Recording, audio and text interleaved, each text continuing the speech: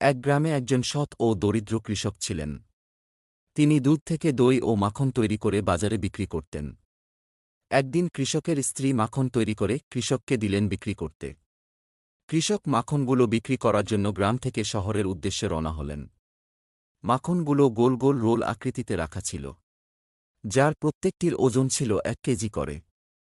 শহরে পৌঁছে কৃষক প্রতিবারের ন্যায় পূর্ব নির্ধারিত দোকানে মাখনগুলো দিয়ে পরিবর্তে লবণ, তেল, চিনি, মশলা ও তার সংসারের প্রয়োজনীয় সদাই নিয়ে আসলেন। একদিন কৃষক দোকান থেকে চলে যাওয়ার পরে দোকানদার মাখনের বানানো রোলগুলো ফ্রিজে রাখার সময় ভাবলেন ওজন ঠিক আছে কিনা, একবার পরীক্ষা করে দেখা যাক। মাখনের রোলগুলো ওজন করতেই উনি দেখলেন মাখনের ওজন আসলে আছে 1000 গ্রাম নয়, প্রতিটা আছে 900 গ্রাম করে।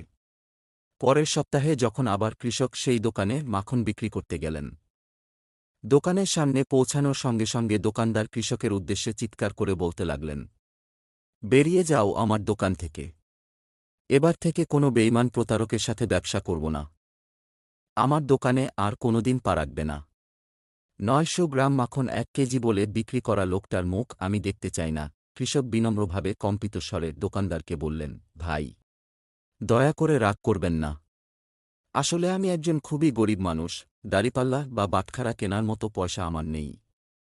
তাই আপনার থেকে প্রতিবার যে 1 কেজি করে চিনি নিয়ে যেতাম সেটাই দাড়িপাল্লার একপাশে রেখে অন্য পাশে মাখনের রোল উঠিয়ে মেপে নিয়ে আসতাম।